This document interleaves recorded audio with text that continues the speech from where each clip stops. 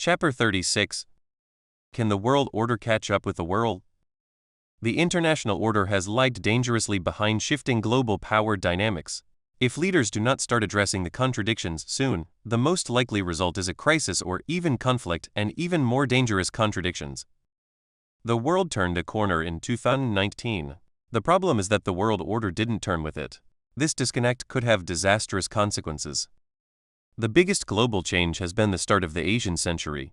Today, Asia is home to 3 of the world's top 4 economic powers in purchasing power parity terms: China, India, and Japan. The region's combined GDP exceeds that of the United States and of the European Union. The US is no longer even the most globalized power. That title now goes to China. Already a larger trading partner to more countries than the US, China is signing on to more free trade agreements as well, including potentially the largest in history, the Regional Comprehensive Economic Partnership. The US, by contrast, is abandoning FTAs such as the Trans-Pacific Partnership, which Japanese Prime Minister Shinzo Abe has kept alive without the Americans. The US share of global trade continues to shrink. The world order has not kept pace with these shifting economic dynamics. On the contrary, the US dollar remains the predominant currency for settling international trade.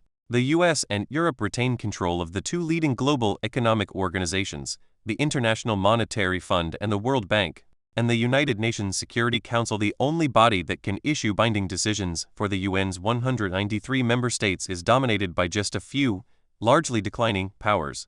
In theory, the easiest of these incongruities to address should be the inadequate influence of emerging powers like China in the IMF and the World Bank. After all, the US and Europe have already acknowledged, including in the 2006 and 2007 G20 communiques, that the selection of senior management of the IMF and World Bank should be based on merit, ensuring broad representation of all member countries. Yet the anachronistic gentleman's agreement that has kept an American at the head of the World Bank and a European leading the IMF has proved stubbornly resilient. In 2007, Dominique Strauss-Kahn became IMF Managing Director, succeeded by another French citizen, Christine Lagarde, in 2011.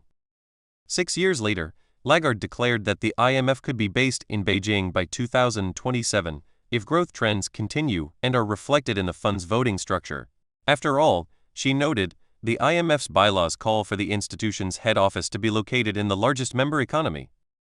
Yet, when Lagarde resigned from her post this year to become president of the European Central Bank, it was yet another European who took her place, the Bulgarian economist Kristalina Georgieva. Likewise, the World Bank presidency passed from Robert Zolik to Jim Yong Kim in 2012, and then to David Malpass this year. Future historians will marvel at the imprudence of the old power's shameless refusal to share control of global institutions. And yet the US and the EU are not the only ones working to safeguard their clout. In the UN Security Council, the 5 permanent members P5 China, France, Russia, the United Kingdom, and the US also pay lip service to the need for reform, but consistently obstruct progress. Complicating matters further, additional countries attempting to get a permanent seat on the Council are facing resistance from their neighbors. Pakistan is blocking India's bid, Argentina is blocking Brazil, and Nigeria is blocking South Africa. Given these dynamics, the UN Security Council will be even more difficult to reform than the IMF or World Bank. But again, failure could be disastrous. If the Security Council's composition is not updated, the body could lose its credibility and moral authority. If the African Union or India, each with over 1 billion people, refuse to abide by Security Council decisions, essentially the decisions of the P5, the international community's most important body wouldn't have much recourse. To avert such an outcome, the Security Council should adopt a 7-7-7 formula. The first 7 would be permanent members: Brazil, China, the European Union represented by France and Germany, India, Nigeria, Russia, and the US, each of which represents a different region. The second 7 would be semi-permanent members, a rotating selection of 28 countries based on population and GNP. The remaining 160 countries would rotate into the remaining 7 seats. The most difficult incongruity to resolve will be that between America's declining leadership and its currency's role as the leading international reserve currency.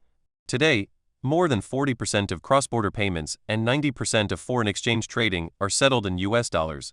This reflects decades of trust. The US had deep markets, strong institutions including efficient courts and an independent central bank, and it did not use the dollar as a tool to advance its own interests.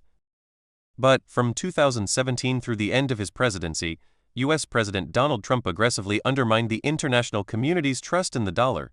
He pressured the U.S. Federal Reserve to lower interest rates in order to deliver short-term economic growth as he campaigned for re-election. While weaponizing the dollar, he also labeled China a currency manipulator and instructed the U.S. Treasury to put more countries, including close Asian and European allies, under surveillance. Trump's behavior raised the hackles not only of adversaries. Russia saw a de-dollarization trend, but also of key allies. Jean-Claude Juncker, the outgoing European Commission president, had pledged that the euro would become an active instrument of EU sovereignty. It is also telling that France, Germany, and the UK, in collaboration with China and Russia, created an instrument in support of trade exchanges in STEX to bypass US sanctions on Iran. But in a sense, Trump did the world a favor by making undeniable what was already obvious. If world leaders do not start addressing the contradictions plaguing the world order soon, the likely result is a crisis and even more dangerous contradictions.